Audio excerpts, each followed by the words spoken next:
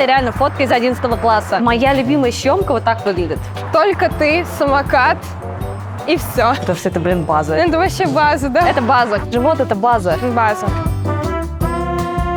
Ребята, у нас сегодня в выпуске Дора. Вы могли ее слышать, вы могли ее видеть, вы могли писать комменты под ее клипы после смены на заводе.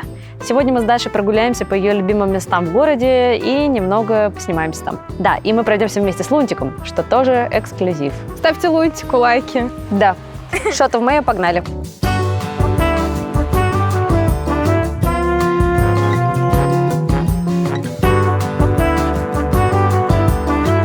Лунтик еще такое милое имя. А почему Лунтик? Его, кстати, по-настоящему в документах зовут Фредерик. Мне хотелось, чтобы он был какой-то забавный, странный немножечко. Не от мира сего, я подумала, что это будет мило его так назвать. Забавно, какая разница уровня пафоса от Фредерика до Лунтика. Это прям две границы спектра разные совсем. Я согласна. Прям столько внимания к себе привлекли. Лунтик радуется. Лунтик, кстати, любит внимание? Очень. Вот он даже сейчас как будто идет такой гордый. Спасибо, что обо мне говорите. Да, он даже так оборачивается, как будто бы улыбается. Да, снимаете? Да. Я в кадре. Так, а ты любишь внимание? Нет, не особо на самом деле. Мне иногда не хватает этого очень. Мне просто хочется, чтобы меня никто не знал, меня никто не трогал. Я просто вообще хиканша на самом деле такая. Если, я редко куда-то выхожу, мне нравится дом, уют, поиграть в Nintendo, пописать музыку, посмотреть сериальчики, поняшиться с Лунтиком. Представь, ты говоришь, я на самом деле не очень люблю внимание, хочу там походить одна, чтобы никто не трогал, и все, что ты показываешь, мы блюрим, чтобы люди не поняли, о чем мы говорим. Да нет, меня площадка, заблюренный план. Уже тут знают, как говорится. Вот, кстати, вот там вот мы обычно на той опушечке с ним проводим время. Я сделала вам фоточку на память на вашей площадке любимой. Луня, сейчас будем его ловить. Ошибка допущена. Он супер быстрый, это правда. Луня, иди ко мне. Лунтик, давай быстро. Вот, это просто цирковая собака. Ты маленький безумец. Я вообще очень рада, что я завела собаку, потому что я мечтала об этом с детства. Но мне мама всегда говорила, у тебя есть младший брат, зачем тебе собака?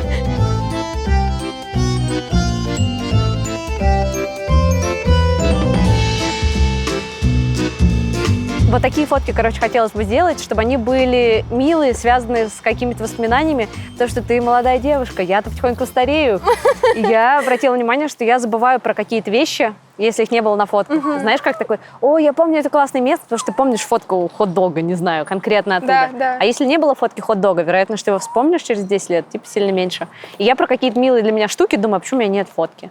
Я еще тоже жалею, на самом деле. Вот как будто бы в обычной жизни не слишком люблю фотографироваться из-за того, что этого очень много в жизни в целом медийных людей, артистов. И я вообще стараюсь не краситься в обычной жизни, просто как бомж иногда выгляжу. Потом так грустно, думаю, я как будто стала так мало фотографироваться. Вот просто для себя на память, вот с этим красавцем, например. Я лет 7 ходила в Пушкинский музей на занятия именно. Была выставка Пикассо, и она тоже оставила свой след в моей голове. Это вообще впервые в жизни, когда я упала в обморок, когда мне стало плохо от картины. Ого! Да, там был синий зал, и там стояла картина «Девочка на шаре». И я не знаю, то ли от того, что там было очень много людей, душно, то ли я в каком-то странном состоянии была, но я просто стояла 20 минут, смотрела на эту картину, и я просто говорю маме, мне лет 12, говорю, мам, мне плохо, я не могу, я смотрю на эту картину, у меня тревога. Все люди, которые работают в искусстве, у них как будто бы более тонкая душевная организация, что ли. Не хочу обидеть тех, кто не работает в искусстве, потому что на самом деле у тонкой душевной организации минусов больше, чем плюсов. Это факт. То есть ты реагируешь острее на какие-то вещи, ты сильнее расстраиваешься. Приходится броню на себя потом наслаивать такую с возраста. Мне кажется, любой медийный человек сталкивается с этим. Сначала тебя очень все любят, когда ты только появляешься, все такие, вау, классно, новое лицо, как здорово. Потом проходит какое-то время, и ну, люди уже устают от тебя, и им очень не нравится, что про тебя только хорошее говорят. Появляются какие-то первые хейтеры. Кстати, вопрос, откуда тема с заводами? Я вообще не поняла. Я просто зашла почитать комменты. Привет от бригады, там такой-то. Ага. Но я читаю дальше, там, вы, пацаны, шутите, а я реально пришел со смены, короче, сейчас. И вот меня отпустили пораньше. Как будто просто кто-то один раз пошутил, всем очень понравилась эта шутка, и все начали оставлять такие комментарии, но это уже, не знаю, какая фишка, прикол. Но есть реально люди, которые действительно слушают Дору на заводе. Ну, ко мне даже, мне кажется, несколько раз приходили на концерт ребята в форме и говорили: подпиши для нашей бригады. Мы сделали диск, CD-диск со всеми твоими песнями, какими-то старыми каверами. Офигеть. Говорю, вы реально слушаете? Он говорит, да, у нас коллеги слушали раньше «Сектор газа» и «Король и Шут», а теперь слушают Дору.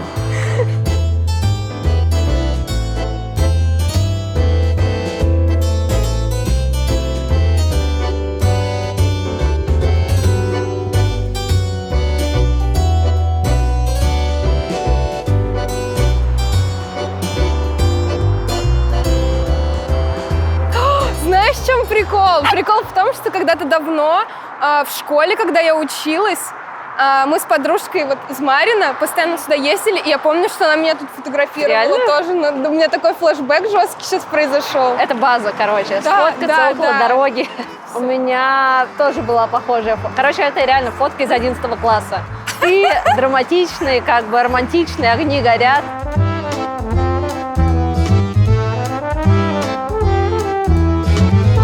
Я очень люблю пюре картофельное с котлетами. Потому что это, блин, база, реально. Да, я могу каждый день это есть. Ты устал, Лунь? Раз, два, три. Лунтик.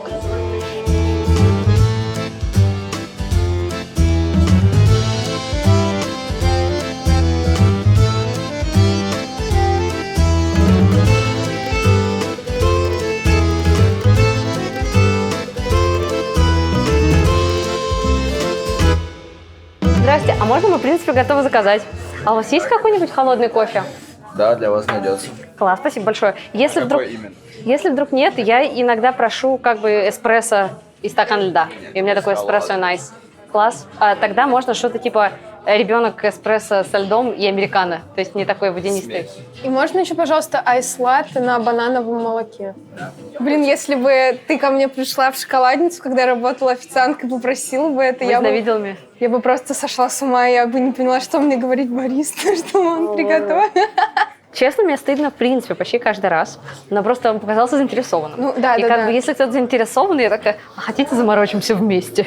Я хочу тебя снять какой-то портрет, знаешь, как... Прям, чтобы ты поглубже туда села.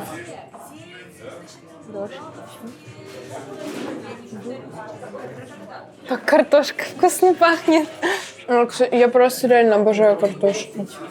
Я вообще не могу от этого отказаться, не хочу. Я каждый раз хочу что-то такое прикольное. Знаешь как, ты думаешь, ну картошка фри, там типа, стоит, не стоит. Я думаю, я взрослый, идите в жопу. Я буду делать, что хочу. Хочу картошку фри, буду картошку фри. Хочу завтрак кстати, на ужин, да. съем его. Я помню, когда я ходила год в зал, прям с тренером, у меня были тренировки 3 раза в неделю, и утром в 7 утра. И я когда узнала, что такое питание, ну, то есть как должно все быть, у меня был какой-то подсчет калорий, мне было очень грустно. То есть я поняла, что я от жизни удовольствия никакое не получаю максимально, а зачем жить тогда? Вот. И потом я пришла к тренеру и сказала, что в целом нельзя так себя вообще ограничивать. Нужно получать какое-то тоже удовольствие от еды. И ничего страшного, если ты там один раз зайдешь в Мак, съешь этот несчастный чизбургер. Ну, просто потом следи за своими калориями, чтобы просто не объедаться. Это смешно, я думаю, окей, сегодня снимаемся с Дорой, спрошу ее, значит, как популярность влияет в юном возрасте, спрошу, значит, как клип снимали вчера, спрошу, там, не знаю, про фиты. В итоге разговор про... Здоровье! Да, здоровье. А как ты закаляешься? Вот, и такое, ну, понимаешь. Но, кстати, про клип все равно спрошу, потому что вы снимали клип 24 часа подряд позавчера. Ну, чуть-чуть поменьше, но мне очень понравились эти съемки, потому что, мне кажется, самое тяжелое это ожидание. Когда ты просто сидишь и ждешь, когда тебя позовут, именно сниматься. Когда у тебя постоянно, идет шот, то уже, просто из-за того, что ты работаешь, ты в этой работе конкретно, ты не замечаешь, как время проходит, особенно если тебе нравится то, что ты делаешь. Поэтому я вот вчера даже как-то не то чтобы сильно устала, я пришла, поспала, я такая, все, бодрячком. Ну и плюс, это же я для себя делаю. Я же хочу, чтобы получилось классно. Я готова хоть 3 дня не спать, снимать, чтобы просто получилось круто. Вот реально, когда для себя делаешь, ничего не жалко. То есть ни времени не жалко, на часы не смотришь, готов выложиться на максимум. Я даже, когда там что-то для себя делаю, я иногда, например, бьюсь, или там я думаю, да не жалко, это всего лишь моя рука, или это всего лишь моя нога. На здоровье вообще пофигу. Да, и потом думаю, что я делала, мне еще этими руками. Не до конца осознанно еще, видимо. Реально. А вот от чего из твоей работы, которая состоит из кучи всего, заставляет тебя вот чувствовать себя в потоке, в полете, не смотришь на часы? Концерты, наверное. Для меня прям концерты — это какая-то отдушина. Я люблю реально выступать. Это когда я пишу песни, я думаю о том, как я буду их исполнять. Я представляю стадион, представляю там живые инструменты, моих девчонок, которые со мной играют. И вижу, как люди кайфуют там с той или иной песней, которую делал. Короче, наверное, вот прям реально это концерты. А вот у тебя что? В полете, дешевые билеты на авиасейлс.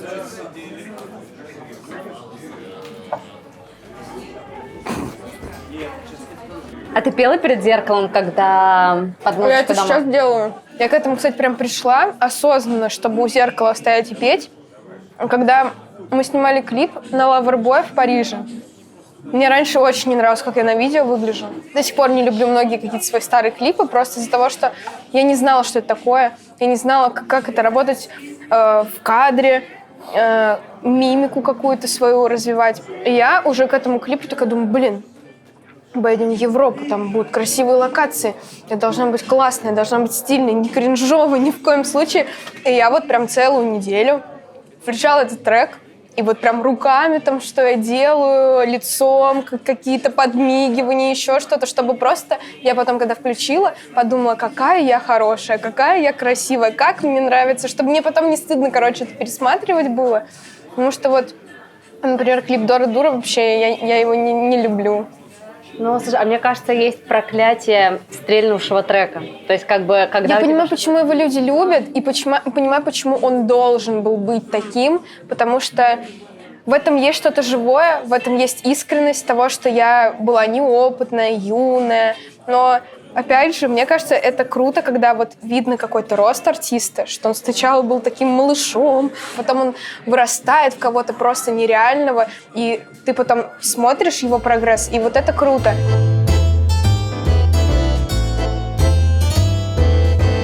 Раз, два, три. Вау, у нее такая вспышка.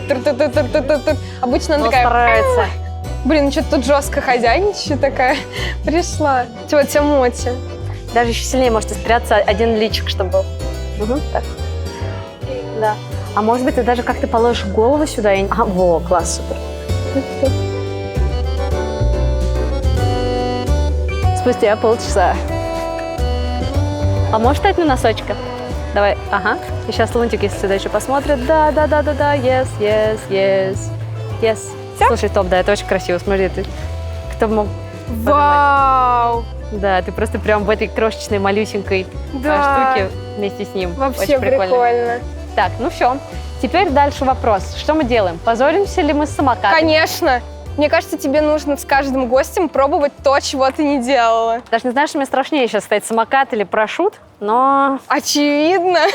Ну, сейчас попробуем, Как будто парашют, мне кажется, я бы еще согласилась, а вот меня очень пугает, когда с тарзанки прыгают с моста. То есть ты очень быстро падаешь, и мне кажется, что у меня что-то с сердцем начнется происходить в этот момент, потому что я тревожная, я вообще с ума сойду. В детстве ты ничего не боишься. Я помню, что я в аквапарке с любых горок каталась, абсолютно. Сейчас, когда я прихожу куда-нибудь, меня уже какие-то горки пугают. Я уже думаю, что нет, я слишком старая Сердце для не этого. выдержит. Да, мне реально страшно. Я все еще боюсь летать, как бы это ни было странно и тупо. И в момент, когда я перестаю бояться, что с самолетом что-то случится, я думаю, значит, со мной. Значит, у меня начнется инфаркт. Самолет Типа- это же самое вообще безопасное. Я по-моему. знаю, логика существует здесь отдельно от моего страха. Смотри, вообще ничего сложного. Берешь, встаешь. Вот так, оп. И поехал. Пока. Блин, ну выглядит легко.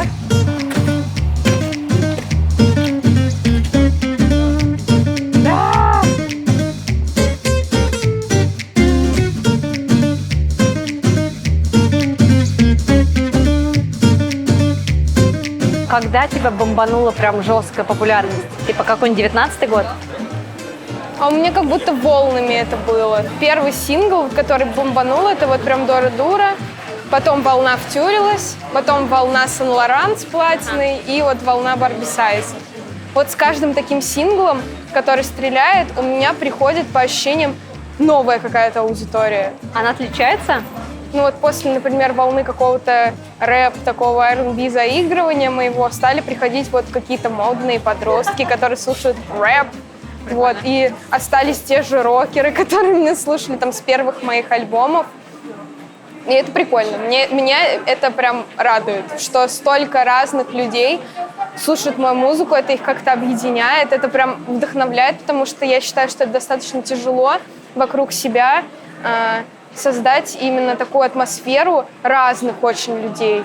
Это реально мой самый любимый напиток — Пимс. Да. Вот холодный чай до Фунпао с двойным салти-кремом и тапиокой. А вот этот крем, боже. Сек. Боже, он очень веселый. Веселый? Да, как праздник, знаешь? Типа, Да. что-то ты пьешь для вкуса, а что-то ты пьешь, чтобы стало весело. А те шарики уже дошла. Дошла. Ну, вообще прикол, угар лютый. Очень смешной. Чирс, как говорится. Оп. Спасибо, Пимс. Или как люди, которые заходили и назвали его Пимс. Да? Спасибо, Пимс.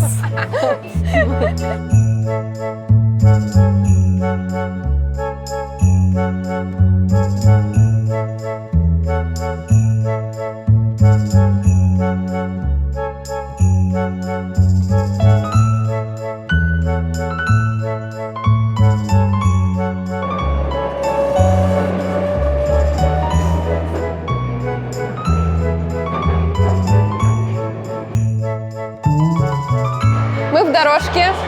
Мне очень понравилось играть в бильярд, поэтому я решил предложить тебе немножко поиграть в бильярд. Офигенно, я как раз не умею играть в бильярд. так Мы в как этом не умею выпуске делать ничего. делаем все, что ты не умеешь. Ого. Что за... Что? Ты знаешь, как будто даже не подумать, что это мы сейчас снимаем здесь. А может быть, что-нибудь сделаем со столом? Да, давай, надо начать играть. Смотри, я сейчас буду разбивать. Возможно, это будет супер позорно, но и даже если это будет позорно, мне вообще пофигу. Я не какой-то супер профессионал, просто я недавно играла, и мне так понравилось. Это было Вот, мило. теперь смотри, белым шариком. Типа вот так надо сделать, да? Как, глядя на тебя, у меня возникло ощущение, что я не умею пользоваться рукой. Ничего страшного. Спасибо за поддержку. Попробуем забить вот этот. Ты забила? Да. Один попал. Прикольно.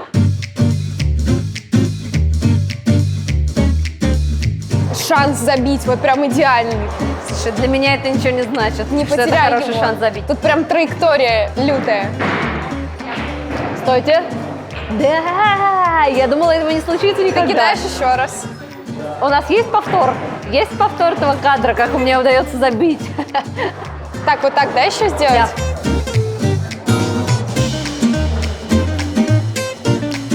Ага, во, класс, супер. У тебя меняется образ регулярно, и мы видели уже какое-то количество фаз Доры Да. за последние 5 лет условно. Как бы ты описала себя сейчас, Дора, 24 года, 2024? Взрослая. Просто потому, что уже больше жизненного опыта какого-то появилось, понимание, обрастание какими-то уже финальными, мне кажется, твоими чертами характера. Потому что, мне кажется, все равно лет 18 ты до конца не понимаешь, какой ты человек. То, что осталось из тех образов, я не боюсь экспериментировать. Дора 20-30. Блин, нет, 30 как будто это еще слишком молодой возраст на самом деле. Ариана Гранде та же самая, вот прям именно пик ее музыкальной карьеры, ну там с 26 лет условно начинается. И сейчас ей там 30 лет, и она выглядит там, не знаю, как 14-летний подросток, такая супер молодая, красивая. И вот я, наверное, в 30 лет хочу быть такой же, как сейчас. Я прям стремлюсь к тому, чтобы у меня была своя семья, я хотела бы детей. Я бы очень хотела выпустить много классной музыки. Это тоже то, что бы меня порадовало максимально. А что бы ты пожелала нам Shot of Mayo следующие 3 года? Или сейчас? Желаю вам очень много лайков, комментариев и просмотров. О, спасибо большое. Мы тоже всей командой желаем себе лайков, комментариев и просмотров, но это должны сделать вы, ребята, мы не можем сами. Вот. Хотя вся моя семья это делает, если вам интересно. Понимаю, моя мама и бабушка тоже, моя бабушка сидит в Инстаграме, смотрит все мои публикации, все мои сторис. Она мне даже просто ставит лайки на истории. Я была так удивлена тем, что она это умеет делать, когда я в первый раз увидела, думаю, блин, круто. Это очень мило. Мой младший брат мне в какой-то момент написал 4 комментария подряд под видео. Вообще, и это такой, супер. Я поддерживаю.